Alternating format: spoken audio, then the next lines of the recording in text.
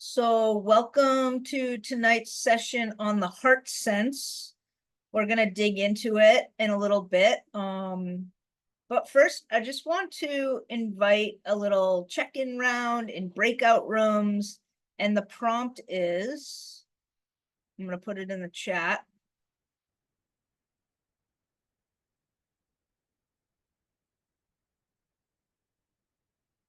The prompt is, what is present in your heart? You can answer that in whatever way you want or don't want to.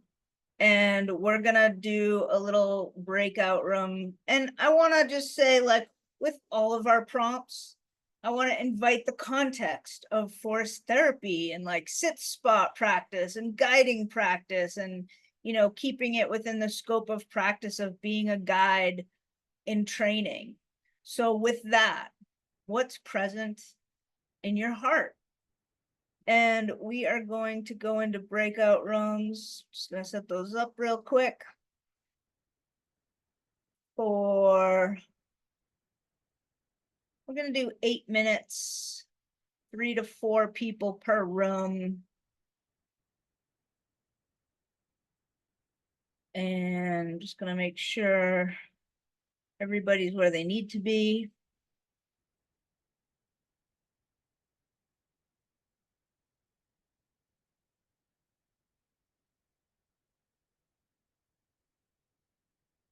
All right, and I'll see you back in 8 minutes.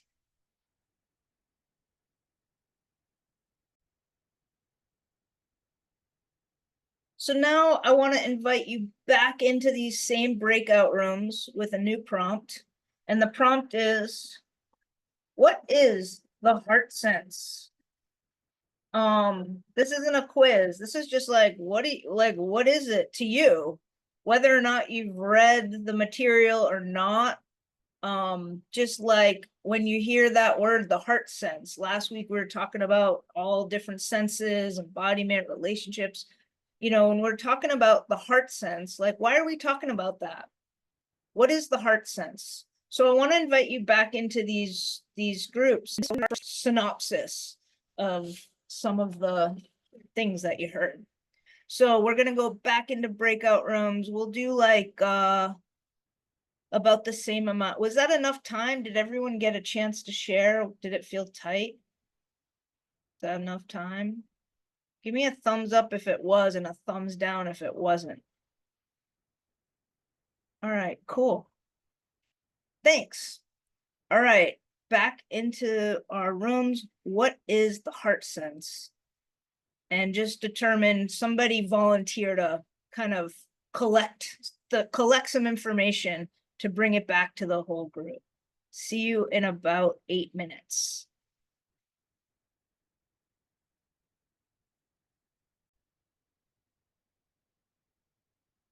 So welcome back. And I would love to hear from one person from each group, just a little conclusive synopsis for now. What's the heart sense? What does your group say about what is the heart sense? And does anybody want to start us off? I can start us off if that's cool. Thank you. Awesome. So I had Jenny and Pao in my group, and we came up with just 3 kind of words that encompassed what we were saying. So we came up with And another group, someone from another group want to jump in. I will. Thank you. I was in a group with Rachel and Kathy and Sue, and I think in general we sort of found the heart sense to be all-encompassing. It's your physical self, your spiritual self, your soul, your inner being, plus how you feel about the world around you and what's going on with what you're seeing and experiencing, and that it can take you many places.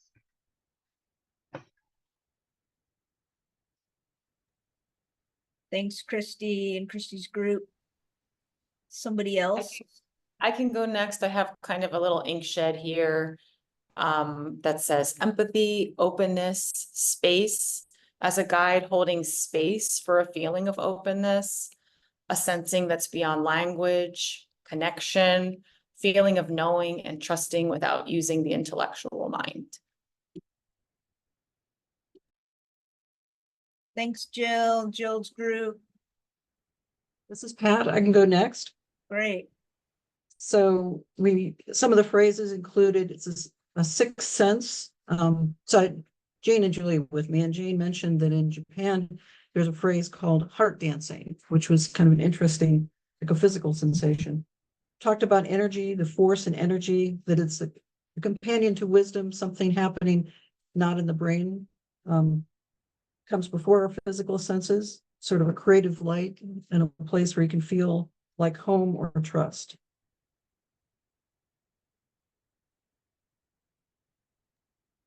Thanks, Pat and Pat's group. Have any other groups? I can go for ours. We talked about, let's see, we had Jane, Angel, Kathleen, and Jacqueline, but Jacqueline, I don't know if she could, I don't think she could participate, sadly. She can't hear in the breakout rooms.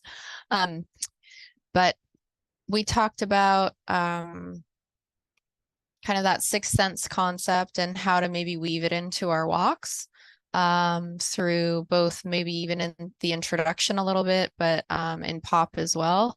And I spoke from my own experience of cultivating an awareness of my heart space and really using it. It's a resource for me, and it's a way that I feel connected in my own being, and to the world around me, right? Because that's what comes next for me. And we spoke about how it's really more of a feeling. It's difficult to put into words. It's not really intellectual. It's more of a sensing. And I think those were the main highlights, although ladies, correct me if I'm wrong. We didn't actually elect anybody to talk, so I'm just doing this on the fly. Okay, thanks. And are there any groups that we haven't heard from? Yes, we also did not elect a secretary, but I will read what I jotted down for I was with Heidi, Juju, and oh my goodness, Nina. We talked about how it is unexplainable, the words intuition, warmth, openness, ease. Juju, I loved, I hope I'm paraphrasing correctly, this emotional resonance that you experience from a sensory data or input. And then I sort of was just thinking it's like a meeting of the inner and the outer. Yeah.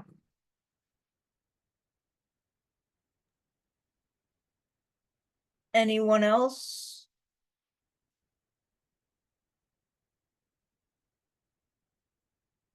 Great. Thank you so much for that. It's a great way to start. So I'm just gonna pull up some slides. We'll have some more breakout rooms and discussion, and we'll also make sure to take a break.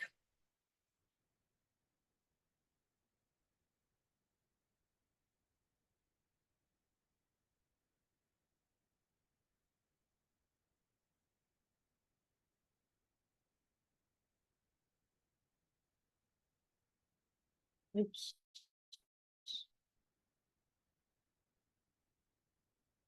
Okay. Is that coming up all right? People can see that? Cool. So last week we talked about how our senses are the gateway to our experience, both in our bodies and in our environment, and how we pick up sensory information through all parts of our body, but like we, really talk a lot about our eyes and our nose, our mouth, our ears, our skin, and how this converges into our brains and sorts this information and deciphers the information decides what to do with that information, activating our physical and emotional responses. And essentially, you know, all this sensory information, it impacts all of our body's function, our digestion, our posture, our muscles and joints. And when we sense danger, we get tense. When we sense ease and safety, we relax. And our bodies need tension and ease to function, to be regulated. We need both. And so, you know, you just all contributed some really awesome wisdom into the community soup here about, excuse me. I live on a very main urban street, and it's a really warm day, so it's quite rowdy out my window. So you all just contributed some beautiful language to beyond the basic 5 senses. So, you know, other things we sense, you know, a lot of it we don't have words for necessarily, but people try to put words to this, and we're going to try to put some words to this a little bit just so we can have a conversation. We sense place and time. We have proprioceptor sensory abilities in our muscles and our joints, and that informs our sense of awareness, our body movements. That's how we like feel how to move and know where we are in space. We also have interoceptors in our organs, and that informs our awareness of our organ function. So that's how we can sense if we're hungry, if we're full, if we have to go to the bathroom, you know. And of course, all these things can be like kind of broken and busted and numb, and we may not be in touch with some of these senses because of all the reasons that maybe brought us here to this forest therapy guide training in the first place. But essentially, I think we can all agree, like, we have other ways of sensing beyond these basic 5, and we call them different things. And sometimes we have a gut feeling, or we have like a hunch about something. We feel things in our chest, in our literal heart. So let's dig into that. You know, I heard the word intuition, I think, in some of the talk back, like these other ways of knowing that we don't necessarily have language for, that we call all different things depending on our belief system, our lived experience, our practices. And, you know, we don't need to understand the detailed physiological mechanics of how we sense and how the body works to understand the basics, that this practice, the practice of bringing awareness to our senses, bringing attention to our senses, it can heighten them. We can learn how to pay attention to them and create these stronger gateways into our cognitive and emotional experiences and process. So much about forest therapy is remembering how to physically feel alive. Like, that's part of our work as a guide, as guides for ourselves and for the land and the people that we're guiding. And so part of our pathway is learning how to tune in to our own aliveness and support people doing that through guiding through the senses, and just becoming aware that our aliveness impacts and is impacted by all the life, all of the web of life that we're part of.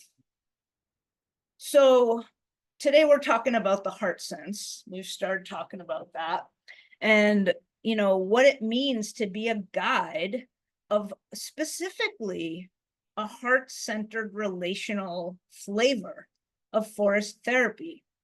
You know, we're not the only forest therapy school in the world. Like, there's a lot of different approaches to this practice. Some of them come from a more scientific framework. some practices around, you know, wellness, that's like nature-based wellness, is more about like, what does the land have for me? Like it's about personal wellness. And it's really important to just like pause and say, ANFT style forest therapy, really the emphasis is on like collective relation. It's about relationships.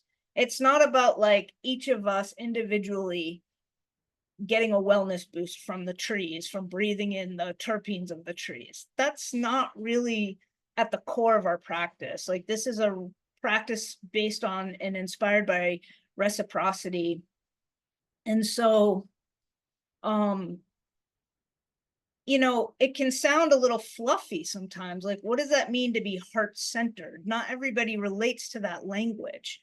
So we're going to talk a little bit about the science of what that means, because sometimes that can help ground something that maybe feels a little esoteric. Or maybe for some of you, they're like, no, I'm totally down with this. Like this resonates with me. And so, you know, hopefully the science isn't boring then, because you already know it. We know these things. You know, a lot of the science around nature connection, it's not that shocking. It may be really validating. It gives us language sometimes for what we're experiencing. But I believe that we all know this already in our own way. So I'm going to be sort of quoting some information from the HeartMath Institute. And these are some researchers that have been researching how the heart works for the past 30 plus years, building on research that already existed. And essentially, you know,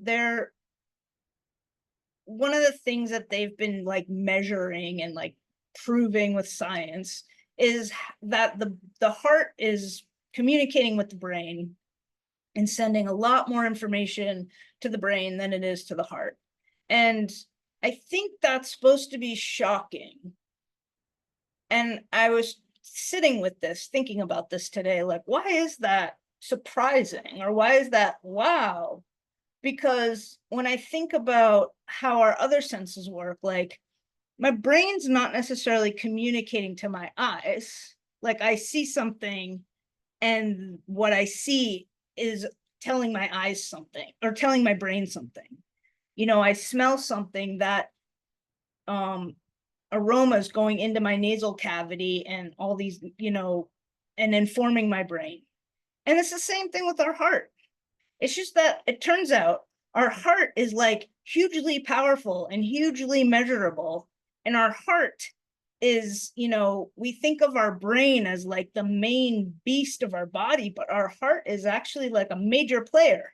And maybe we already know this. So what's different and what's the point about the HeartMath Institute? So they give some language and they do a lot of like measurements around how the heart's communicating with the brain and the world, basically. And what they've been measuring is these neurons and tracking how when we're super stressed, our heart beats erratically. And when our heart is beating erratically, it's sending all these messages up to our brain in a really erratic way. So that then our brain is kind of like really confused, and then we can't really make really great decisions. We can't really focus. It's really hard to learn. You know, if you've ever been in a classroom setting and you feel like not at ease for whatever reason, it's like your brain shuts off a little bit. And that all starts with the heart. The heart's informing our brain in those scenarios. And that's true too when we're at ease, when we're relaxed and we feel relatively safe and we feel like we can be ourselves. Then the heart, the communication pathway from our heart up to our brain, these neural signals, they're traveling a lot smoother and a lot more regulatedly up to our brain. Then we're able to focus, we're able to concentrate, we're able to make informed decisions. So, you know, all this is to say forest therapy is a really effective way of regulating our bodies because it's inherently relaxing. Like we're inviting people to relax together. So just want to touch on the nervous system briefly. Mainly the autonomic nervous system down here. And so you may, if you've looked into the research on not just nature therapy, but like meditation, yoga, any practices that can slow us down and manage stress. A lot of the studies around forest therapy and other slowing down practices that bring us into the presence, you're going to hear the term heart rate variability. And you're going to see this mentioned a lot in the research, HRV. And it's something that's useful to know, not because you're going to teach it about it on a forest therapy walk, but if this is something you're really into, and maybe you're going to get interviewed by your local newspaper or whatever, or you're just talking about it, it's good to know what heart rate variability is and why it matters. And it's basically, it's the measure of the beat to beat changes in our heart rate. And so there's what's considered like good heart rate variability and bad heart rate variability. And good means like there's like sort of, it's a little longer, the beats, and when we're relaxed, we have longer heart rate variability. When we're stressed, it's bad. It's a little more, and so we don't want like low, narrow heart rate variability all the time. That's when we start to have like heart conditions. And so forest therapy has been proven effective, like in the research over the past 30 years to support, you know, more high and long heart rate variability. So the other thing to note is, you know, heart rate variability is, it's regulated when our sympathetic and our parasympathetic nervous system are working together. So like I mentioned at the top, we need both. Like we need to like be able to function with both.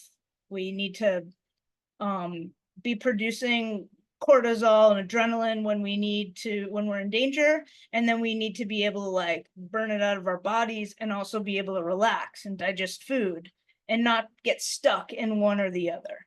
And most people living in this weird world we've created in 2024 have like an issue of over stress, and that we're more falling into our sympathetic nervous system more often than not. And so we are unregulated, kind of like chronically as a species.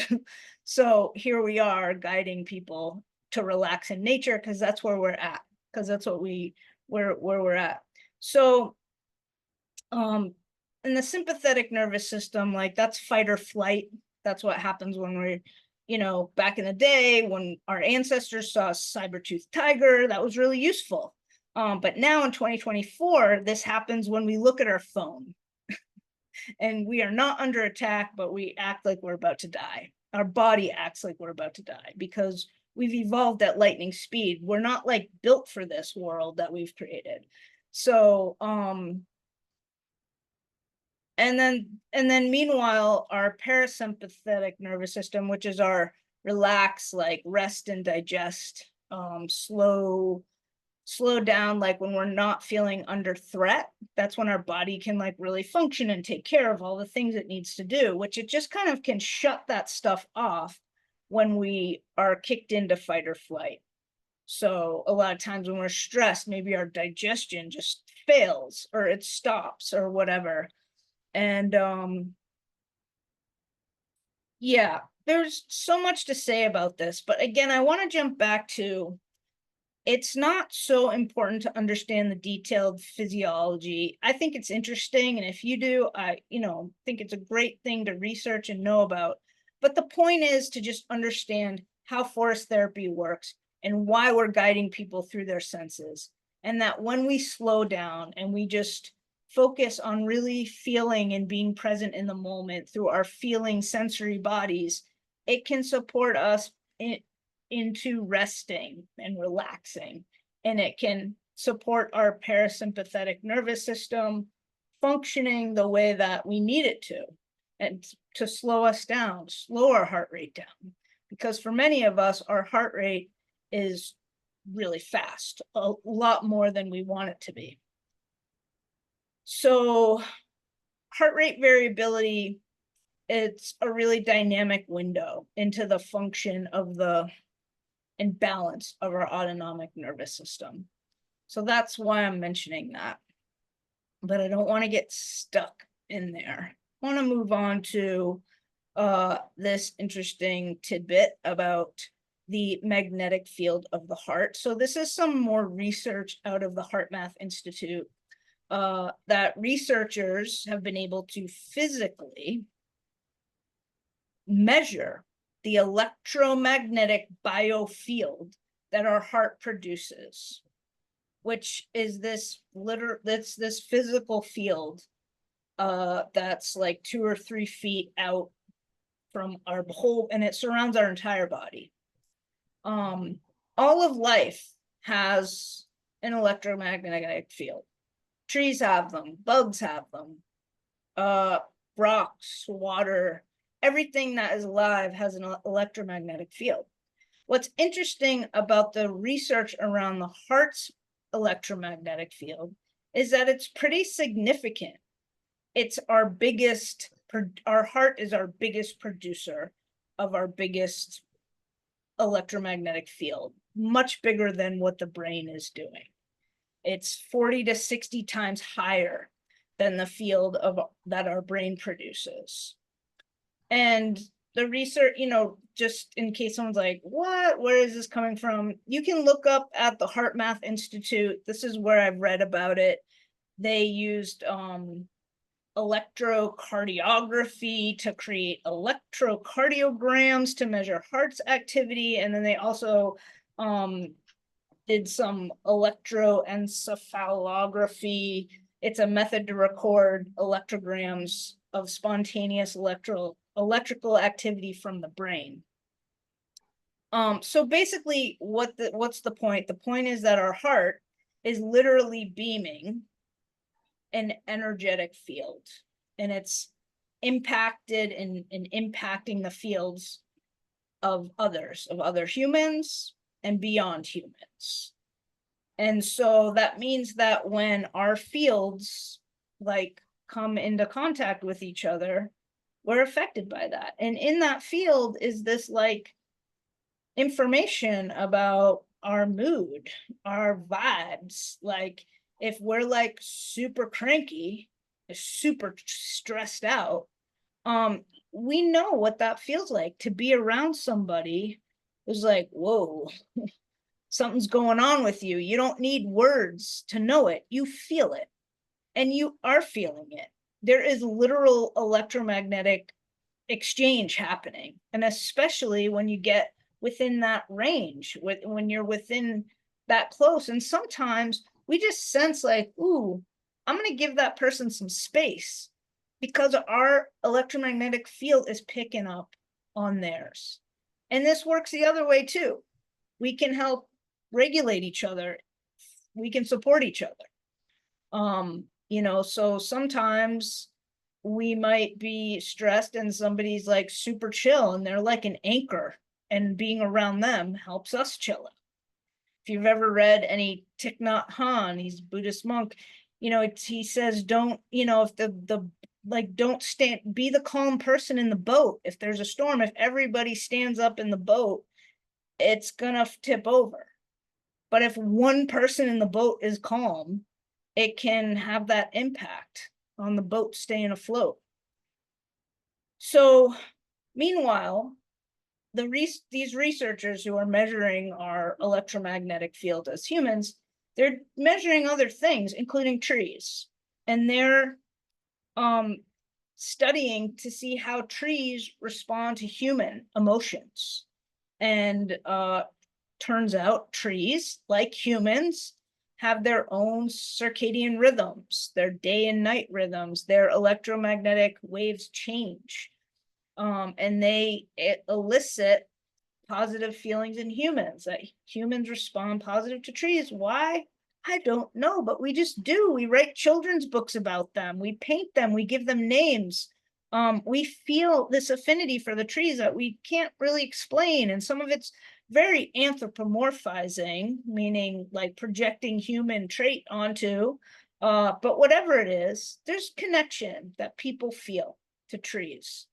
And trees have these really complex and different electrical voltage patterns that are unique to each tree. Just like humans, we all have like different moods, so do the trees, and they're measuring this. And so that's kind of cool. That's kind of interesting. Because it really just gives more language and more validity to what this is. We're not tree hugging hippies over here. This is real. This is a practice of relationships. Forest therapy is a relational practice. It's heart-centered work. It supports kinship not only among humans, but interspecies kinship. We're inviting people to pay attention to what happens when we allow our senses to feel things, to open to things. And the more that we're able to feel, the more we're able to care. And when we care and we feel cared about, we go out of our way to give our attention to another, to make these exchanges, to be in reciprocity with the web that we're a part of.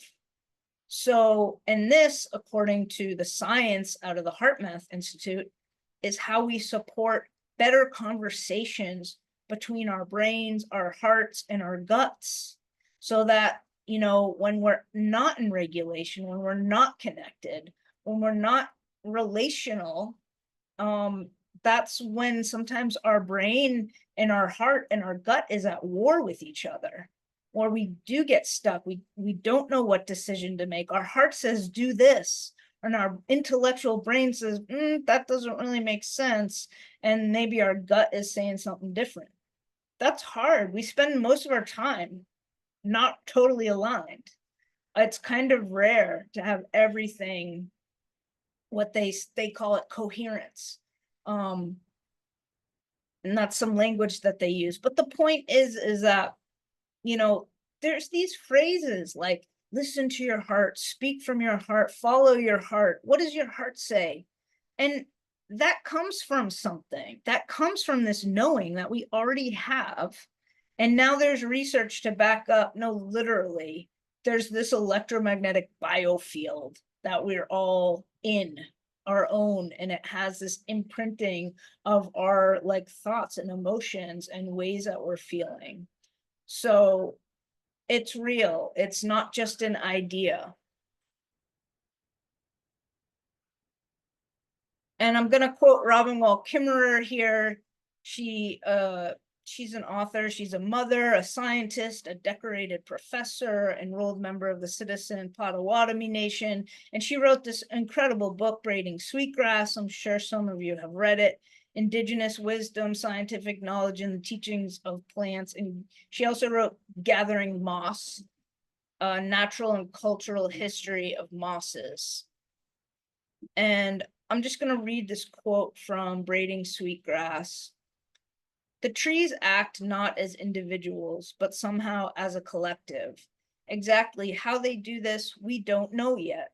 Although maybe some people think they know with their electromagnetic things, tools. But what we see is the power of unity. What happens to one happens to us all. We can starve together or feast together. So, you know, on one hand, it's fascinating that this is new research that we can measure trees like this. And like nod to like people who have been in relationship with trees for thousands of years, have known this and have responded to this, and then have been like totally made fun of for this.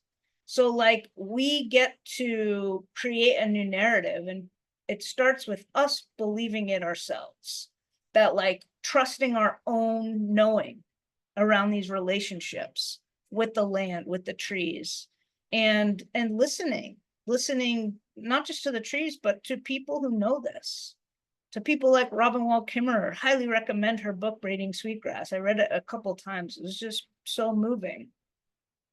So again, ANFT style forest therapy is a relational practice. It's heart-centered work.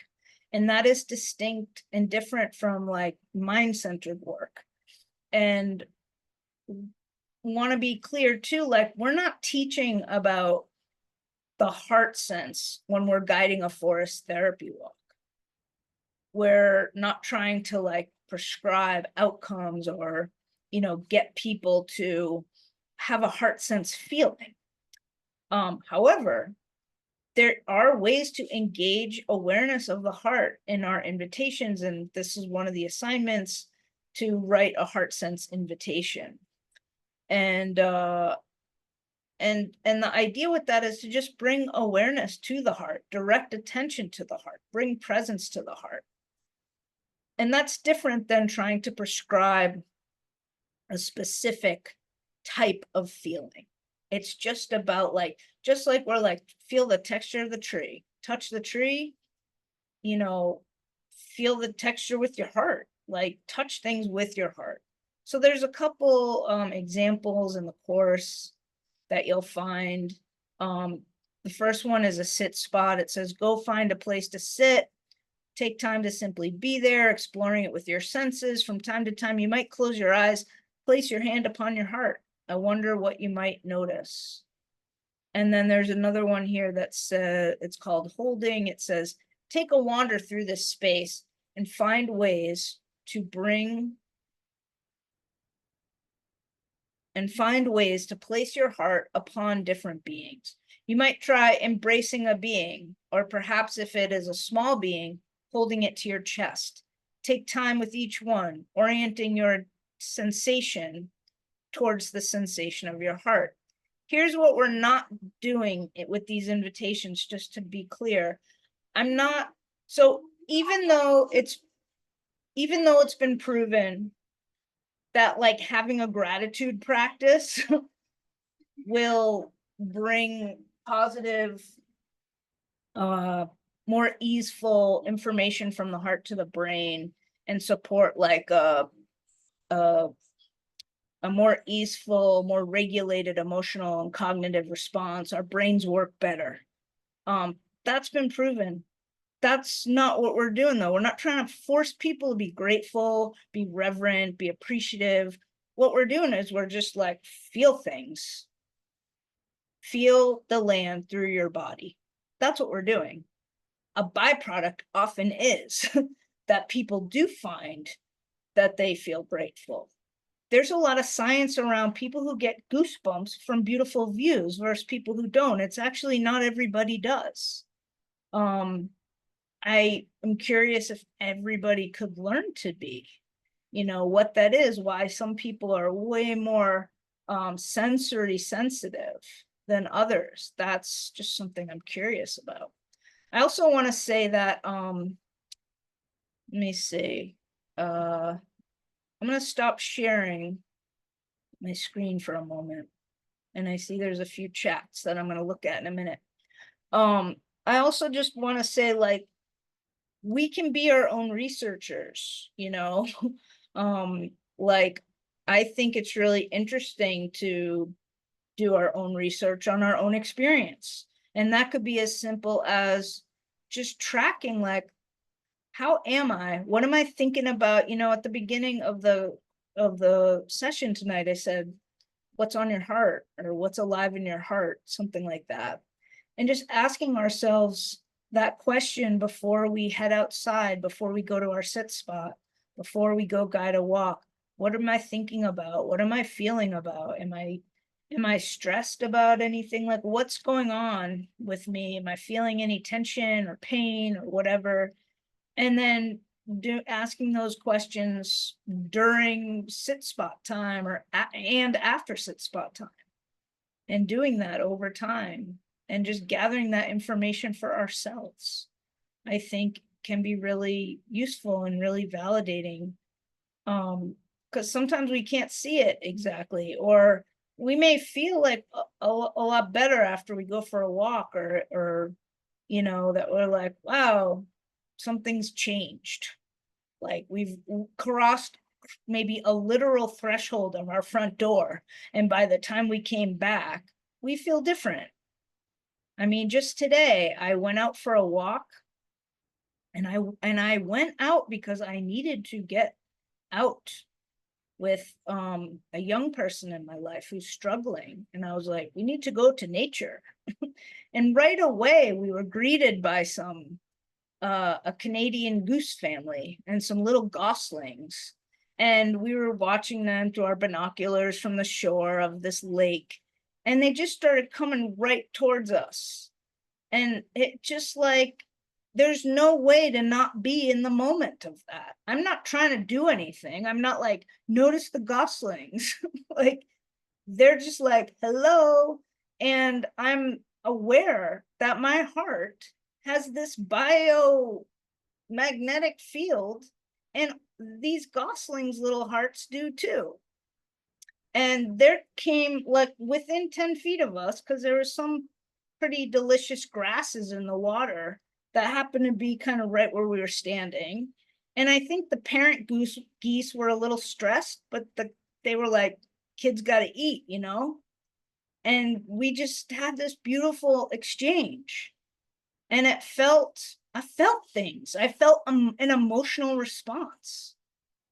And all of a sudden, everything's different. Whatever I was thinking about driving and getting out of my car, and like, where are we? I was somewhere I'd never been. And then all of a sudden it's like, I'm gone. I'm in the moment. I'm in relationship with the goslings and the fellow human that I'm with. And that's what this is about. Like, it doesn't have to be any more complicated than that. So I want to take a break, and then I want to come back and hear from you. So let's take a 5-minute break, and then we'll come back at 10 past the hour and share the recording. There are just so many phrases that we say that are not just metaphorical. They are, you know, literal. Our head, you know, when we're stressed, our head is loaded with confusing, erratic information. So if we think about like how our heart is, you know, this biomagnetic field, and our heart is picking up information and saying to the brain like, or like just really confusing information, then our brain is really confused and it's hard to function. So I want to give you all a chance to just share in the breakout rooms on this topic of the heart sense. You know, how is this landing with you? What are you noticing about the heart sense? I'm going to put that in the chat. What are you noticing about the heart sense? And again, I would love to ask for a volunteer from each group, a different person this time, to, you know, give us a little synopsis from your group of what were some interesting tidbits, what touched your heart in your group. So we'll go back into these groups for 8 minutes, and then just establish who is going to come back and share for your group. And I will see you in 8-ish minutes.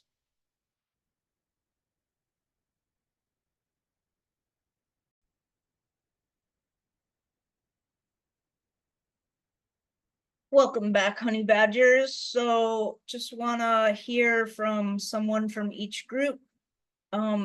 What are you noticing about the heart sense? What's your group noticing? Anybody want to start us off? I can start. It's Julia. I think we started with just like acknowledging the appreciation for even the discussion about the heart and how we would come up with participants in a walk, having an emotional, like that this is an experience they may be moving through. There was a bit of talk about when we feel confusion or doubt, or our attention is fractured or ill at ease, the sense that that might be when we're out of touch with our heart sense, or that our mind and our gut and our heart aren't aligned. A mention of an unlearning, a little bit of meditation, and then a bit about the heart sense seems to be a judgment-free, accepting, loving sense, whereas the mind may have like a learned value or belief system.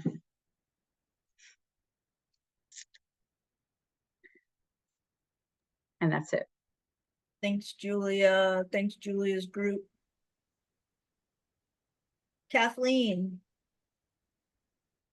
Thanks. Yeah, on behalf of our group, there was a couple different parts of the dialogue, but one was around just getting into it ourselves and like be in the moment, be in the now. Someone described it like their heart opened when they cross a threshold. And so it's just like just being in that moment and letting it happen and feeling the warmth and the comfort that comes with it. So that was a piece of it. And then we talked a little bit about the science behind it, right?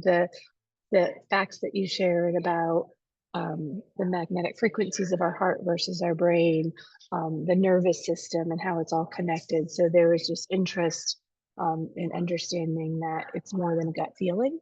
There's science behind it. So it's balanced, living in the moment, but understanding there's a reality for what we're feeling as well. Thanks, Kathleen and Kathleen's group. Who else? Rachel. Hi guys. So we also were really fascinated by the magnetic field that our heart has, and I just that this intuitive sense that our heart has, and then the weird kind of irony of like we know we have this intuition, but we're not actually aware of it, but other people can be aware of our emotions before I even am. And just like the beauty of this coursework of allowing us to feel from our hearts and bring awareness and being taught these things, and then being able to share that with others. And I think that's about it. Thank you, Rachel. Rachel's group. Who else? I can go next. Thanks, Heidi. I was with Nina and Brooks and Juju. And there was a mention of feeling resistance to the pseudoscience, that feeling initially. Another mention was really how it's really important to trust your heart, your own heart specifically. And the presence of having your heart opened while guiding allows the heart to sense before you're allowing your mind to think, or it becomes louder when you're really trusting in a situation.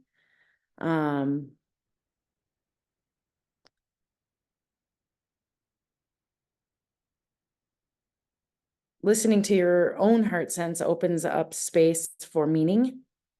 And then again, the importance of trust. And I'd like to add like the attunement to presence happens when our hearts are maybe opened, or when we have the heart sense. There's like a connection in the moment. I think that's, and then that's about it, I think. Thanks, Heidi. Thanks, Heidi's group. Who else haven't we heard from?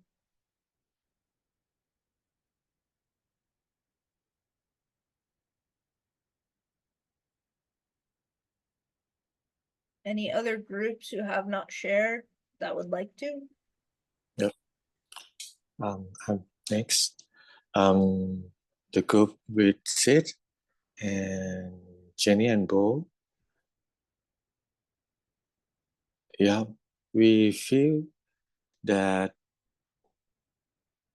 we're not seeing each other from the screen, and the heart sensing is not touching in the rigid rectangular in that screen with each other. And yeah, we do see each other,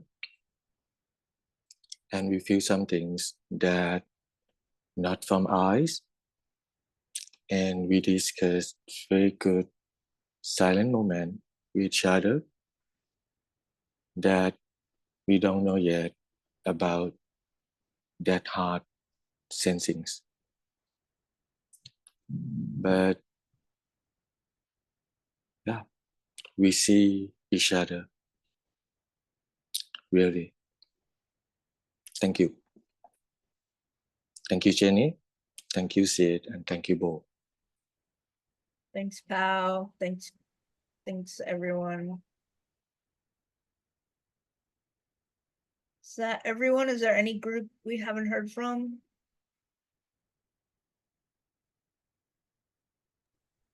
I'd like to add one more thing that Nina shared, and I just kind of heard this in the last sharing of how we see one another.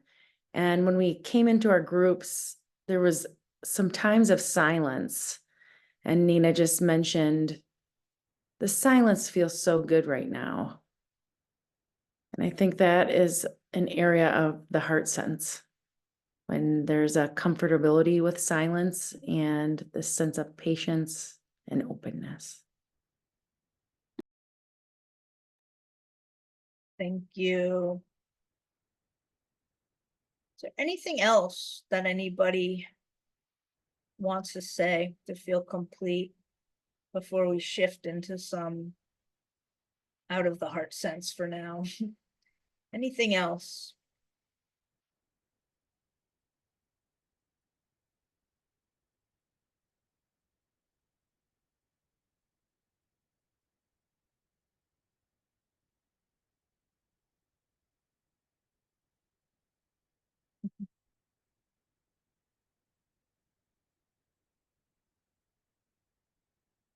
Yeah, I would like to read some research on Zoom.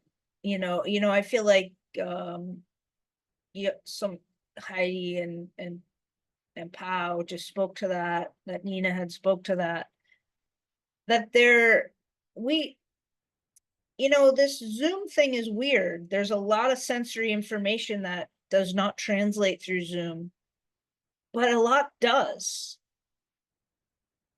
So it's pretty powerful that we can also, as guides, that we're working in partnership with this internet, this like across like the earth.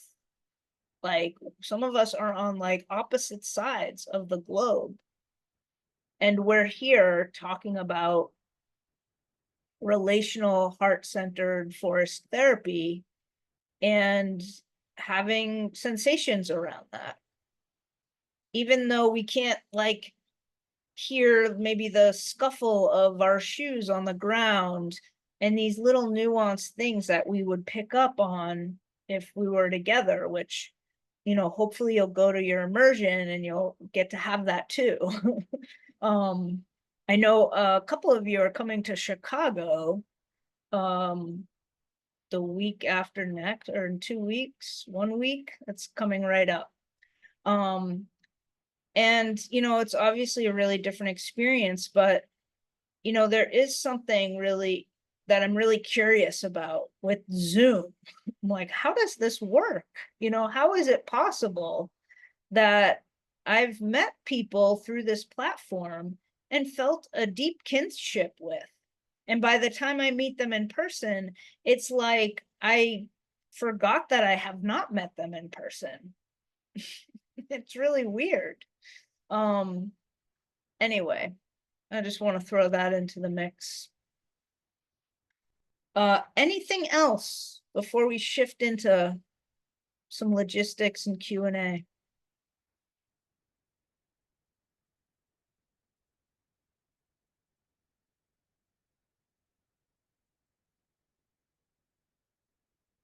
And you know, next week we're having, oh, I see a hand. Jane. A question I have about using or following your heart sense when you're guiding. If it seems like something that came up with me today was people's reactions to things, and you have a way that you want to do and things you want to say and how you want to make the experience, but then my heart told me that somebody wanted something a little different, and I was going to do it a little bit differently than I thought to respond to them, you know, whether it was right or wrong. I'm not sure. You know, someone had a great need to talk at a time that would have been more quiet. But somehow it felt like that was the right thing to do. You know, even if it wasn't the standard way. So I'm not sure about that. You know, it's when things like that come up, how you respond to people or don't respond to people. That surely has something to do with experience of your own or your culture, or I'm not sure that's the right word, but your experiences, how you relate to somebody. And even if it's responding to someone sharing and trying not to respond, I don't know if that's the right word exactly. Anyway, I don't know if that was a clear question, but it was when your heart sense seems to be leading you in a different direction than maybe the standard sequence. Well, the thing that's so great about the standard sequence is it's a framework, and there's so much choice. There's so much option. There's no standard of being quiet. You know, that's kind of a misconception. I think quiet is nice. It's a nice offering. A lot of times people come wanting quiet, and it's nice to offer them that. But then sometimes it's not what people, and like, how can we, and you know, it's sort of this fine line, this balance we're trying to find, where we're tuned in, we're paying attention.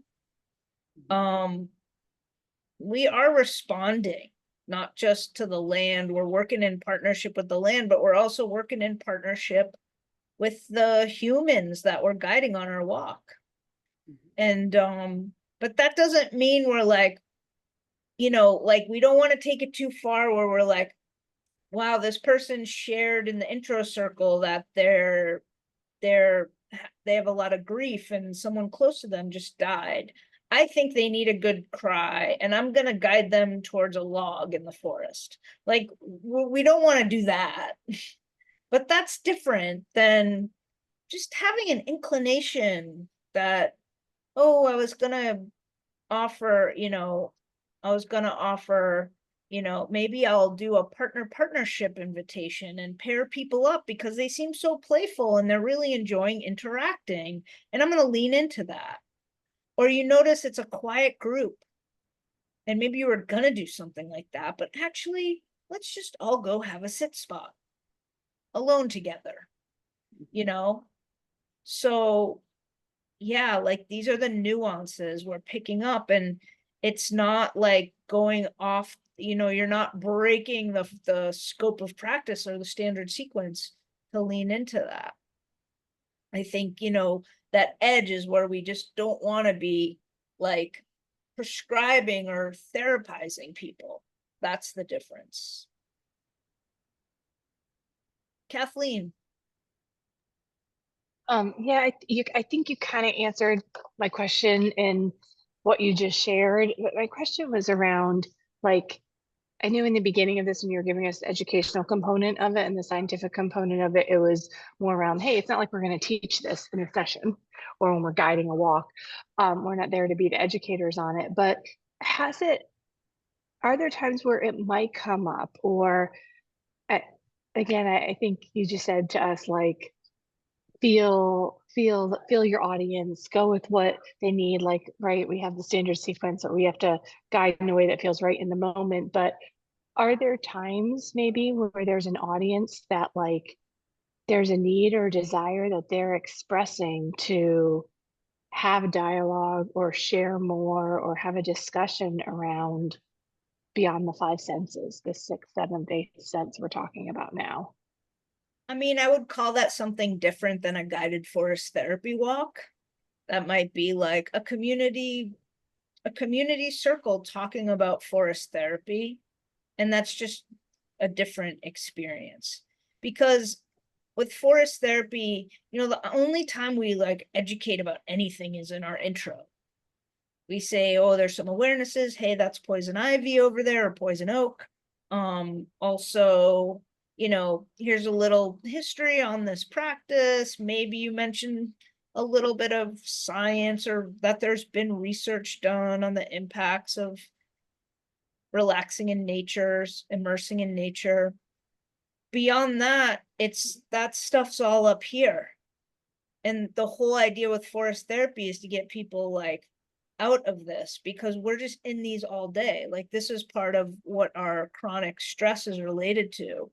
It's not listening to our heart, not being in our senses, not being embodied, and just ruminating and having our brains like rule our bodies in a way that's exhausting for a lot of people. So on a guided walk, like, once we go into pleasures of presence, we don't go back until it's over. That's the gift that we're giving. Now, that said, like, maybe you'll get, like, just logistically speaking, practically speaking, maybe you're invited to a school and they want you to do a little presentation and some kind of guided experience. And I've gotten these invitations where maybe they're like, okay, we've got 45 minutes. What can you do? You know, and I'm like, all right, like, let's go outside. And they want more information. They want a little more educational experience. So I may say more than I would normally say on a guided walk. And then we'll just do a sit spot or something, or we'll just do pleasures of presence. But that's different. But I would say on a guided forest therapy walk, the standard sequence that I'm inviting you to be flexible with, the idea is to, like, not start talking about science and research once you're in the walk, because that takes people out of that experience. And it's tempting. That was hard for me when I got started, especially because I'm guiding in an arboretum and I want to tell people about all these different trees. But that's not what this is. It's not a naturalist walk. It doesn't matter that we happen to be in a Hinoki cypress grove. And how interesting is that? You know, it doesn't matter. And this Hinoki cypress grove has not been measured or studied. It has nothing to do with that one paper from circa 1980, whatever it came out, with that very small study of people. So, yeah, I would invite folks to refrain from getting into educational stuff about the research outside of your introduction. And even in the introduction, to keep that part kind of lean. You know, a lot of times people, they just want to relax. They're just like, when can I lie down and, like, actually stop talking? You know, like, less is more.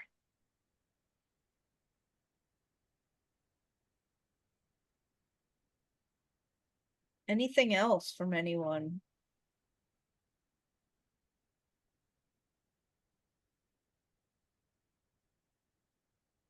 So next week we have our very first walk debrief, and we have a bunch of folks signed up.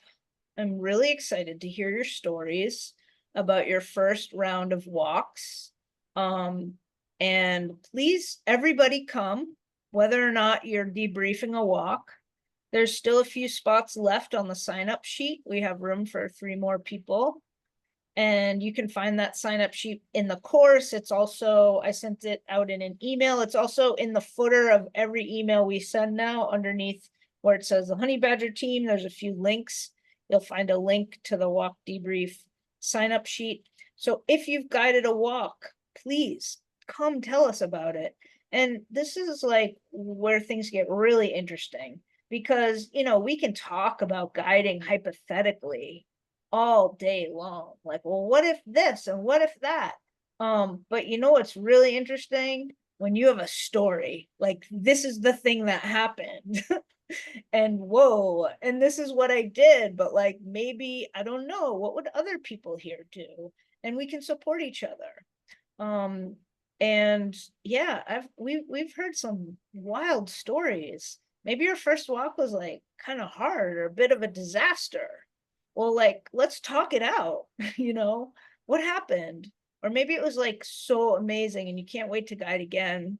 Or maybe you haven't even thought about guiding. Well, now is your gentle, loving reminder to look at your calendar and call some people up, and including each other. You know, if you can't find anybody to be a participant on your forest therapy walk, the Honey Badgers will be your participants. I have a good feeling about that.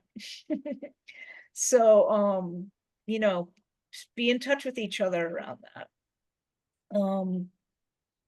Christy.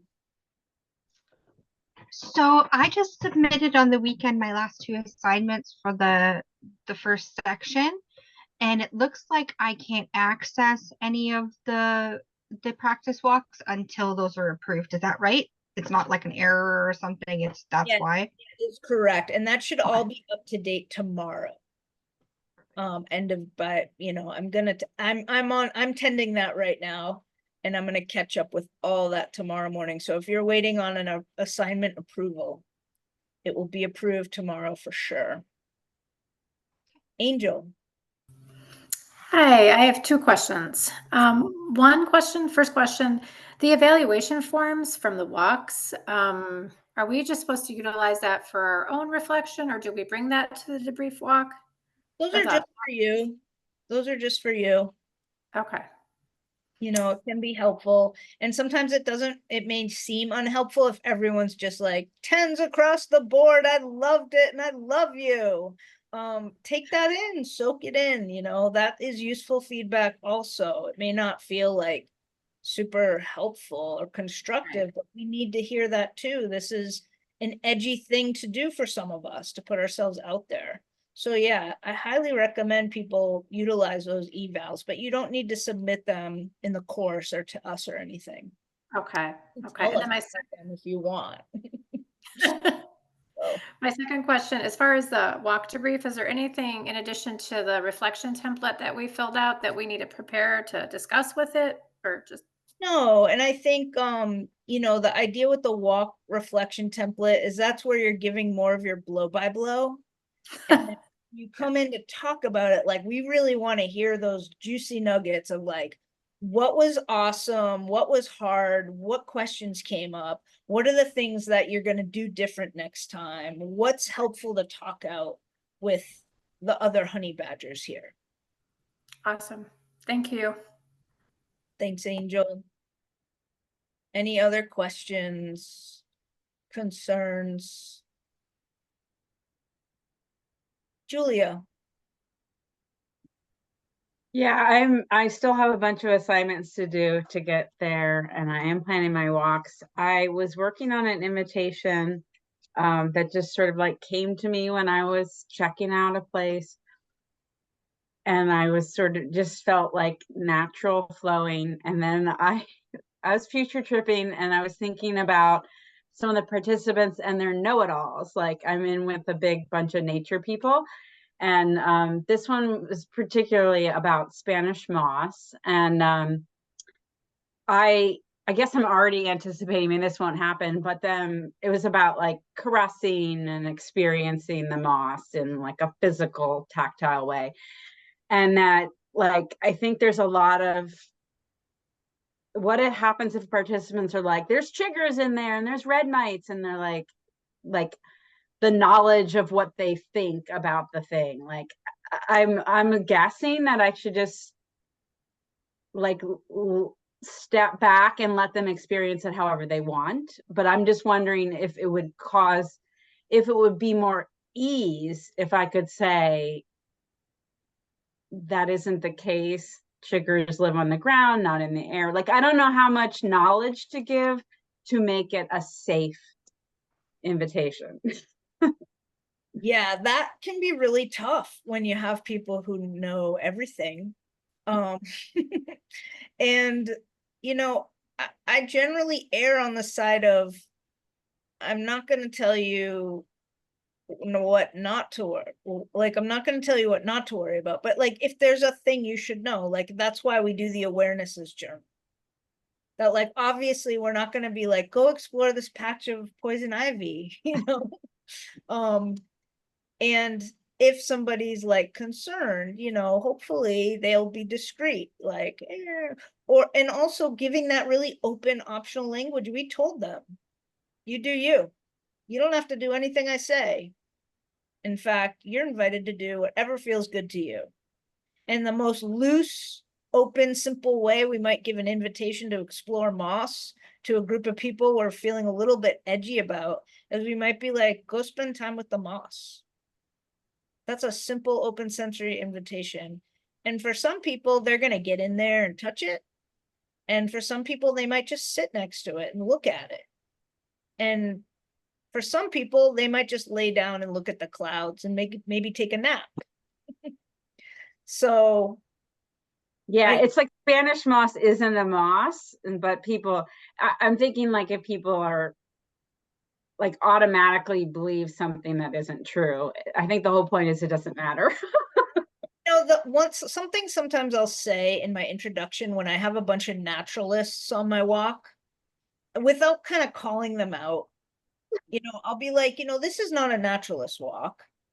And what I'll say is like, this is actually like a more of a nap than like an educational experience. So, and I might say, you know, if you're someone with a lot of naturalist knowledge, like this is an opportunity to just put that down and just give your brain a chance to relax. You know, as humans, like we're just constantly categorizing everyone and everything and all the time. This is so different than that. We're inviting people to just put all that away and to just lean into the curiosity and wonder, like, how did we get naturalist knowledge? We looked at things and we're curious about beings, you know? How fun is it to not know and wonder? You know, we're inviting people into wonder. And I think it's okay to really lay that on pretty heavy in your intro when you have a crowd like that. Like, and, you know, I guide in an arboretum where every single tree and plant has a name tag on it. And I'll acknowledge that because it's like, that's like our inclination. Like, what are you? What is this beautiful tree? How old are you? Where did you come from? I can get all that information on a little tag. So I just invite people when they're going for the tag to maybe just like, let that be like the little meditation bell to just pause and be like, what am I noticing about this tree? And that this is a practice about your relationship with the tree. It's not about somebody else's relationship with the tree. Like, you name the tree. You decide how old you think the tree is, if that's the information you're wanting. You know, and to just invite people back into that wonder and make it and invite them into making it personal for them. That's great. Yeah. Can't wait to hear how it goes. Yeah, like they're literally nature teachers at a school. So like they get to put their work away. Yeah, just invite them into the opportunity, the gift that you are giving them where they don't have to know things, you know?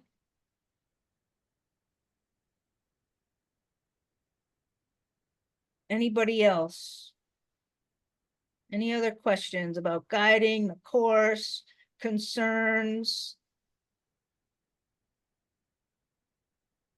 Everybody knows what's going on, more or less.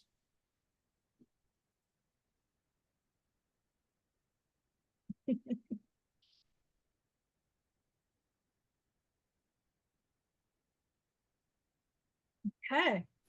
Well, I'm gonna hang out for a few minutes. I'm gonna end class and just say, this has been a really lovely session tonight. Thank you for everything you've contributed. It's been really rich hearing everything everyone's had to say. Gonna reflect on a lot of this, continue to just be curious about the heart sense and this, you know, these electromagnetic researchers, whoever they are. And next week we will hear some stories from you, and I look forward to that. So if you want to bounce, good night. You are dismissed. And if you have other questions or you want to check in, I'm going to hang out. So see you all next week. Bye, everybody. Thanks so much. Cam, I have a question. Yeah. So I was wondering what the guidance is for accepting compensation for any of these. At what point is that okay? I'm doing some...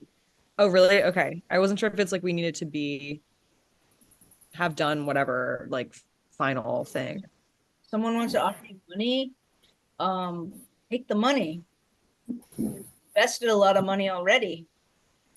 Yes. We live in this world where money is our currency, and this is a practice of reciprocity. So, you know, if it's not money, something, I hope.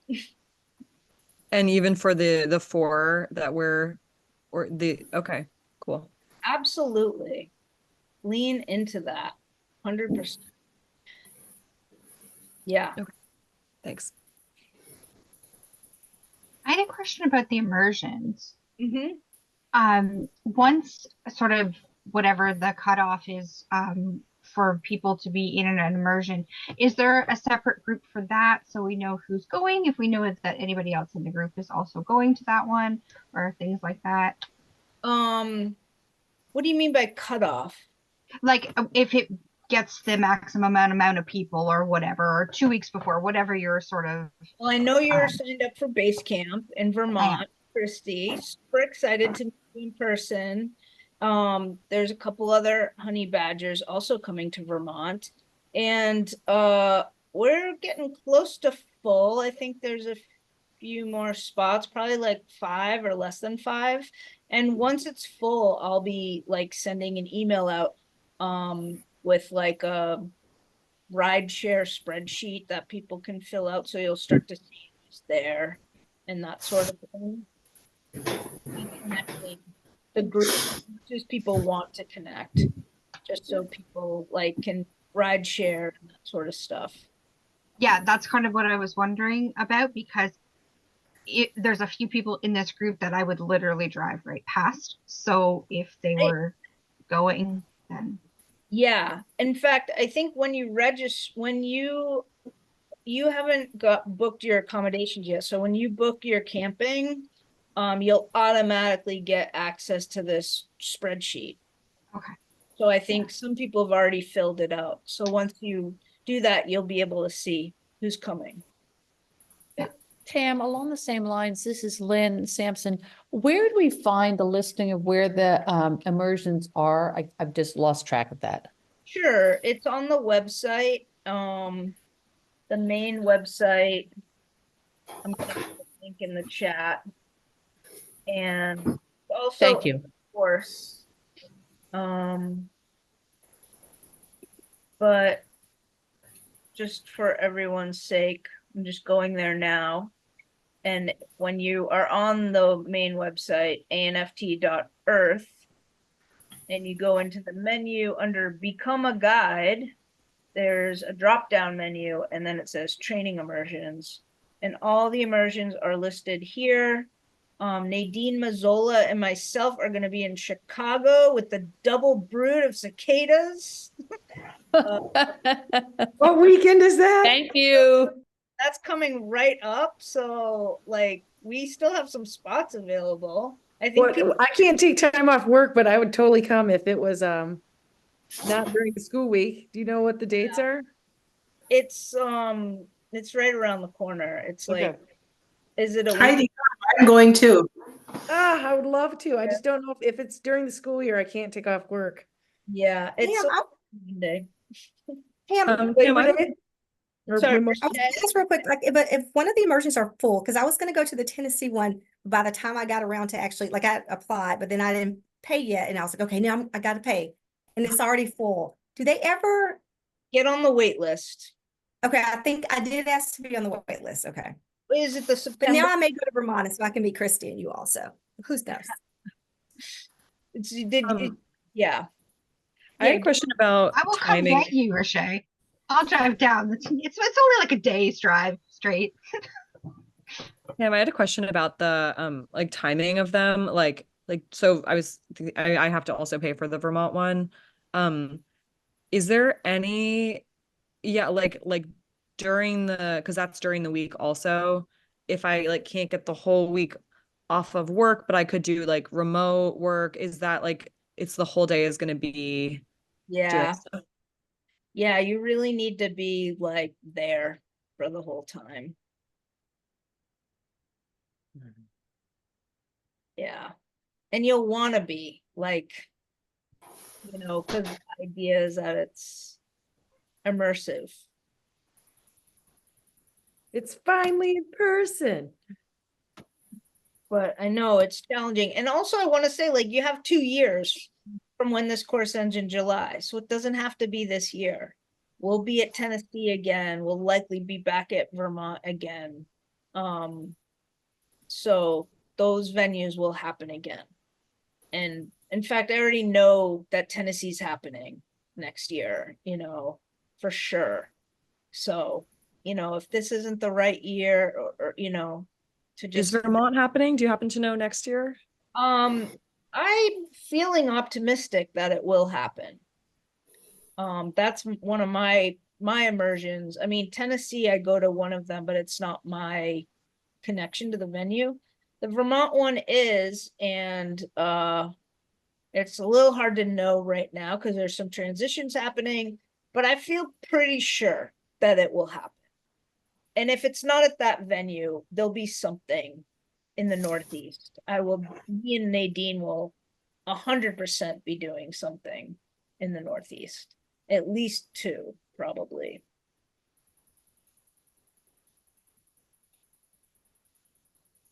Oh, let's go to Nina and then Julia. Hi, Tam. I'm so excited. I'm going to see you very soon. Yes, a week from Monday. Yeah. I have a couple questions. One is about I'm signed up for that debrief. So do you just speak about 2, or can you just speak about like a little bit of everything? Because there's certain things that you have to pick 2 specific walks. I feel okay about, if there's something that you want to bring in from each of the walks. Again, Yeah. not like a blow by blow. It's like what were the summary, highlights or the lowlights or the questions. So Yeah. I welcome that, Okay. And then also about, because if I go and present myself to somebody about doing this, as if you're taking money for it, and do you need, because I was just waiting for I took what you and Ben said to heart, like just go with the course as it proceeds. So I didn't even think of the business aspect of it, quite frankly. I haven't thought about it. I was thinking when you come to the business section, I'm just gonna, do it then. but do you like, is this because I feel there's more credibility when you have like, do I have a business card? Like, what do I give people? Just write my telephone number? Like sometimes it's not just people. Sometimes if you're meeting in, like a park district or meeting somebody, like, what do you do? That's a big question, Nina. I think, you can do anything. You could collect people's information. You could start a little mailing list or email list. You can collect people's information. You could make your own little business cards as little flyers or something simple to just be able to give people your information. I would say don't worry too much about having everything in order to get started. You just get started and just start talking about it and talking to people, and it's okay to be like new. Some people like to wait and get everything organized and then, but I don't know, I'm kind of a fan of like the experience. It's all about the experience, and if you can get some experiences, then that will start to build your resume around it. Yeah, I've been just like asking people like, I mean, I'm not asking for money or, it's just, that's how I feel like right now. The experience is very valuable, and the more I get to do it, I'm actually hoping more people will jump on the bandwagon and just, I get the experience, and it's been really wonderful. So well, thank you. I look forward to talking to you about that in person in depth in Chicago over some meals. So I love talking about the business of forest therapy. It's my favorite and least favorite subject, actually. Just because I've been self-employed, in various ways for most of my adult life, and that's just how I'm oriented. And I very much was interested in making a business out of this. And I think it's awesome when people don't want to do that. I'm like, that sounds so fun.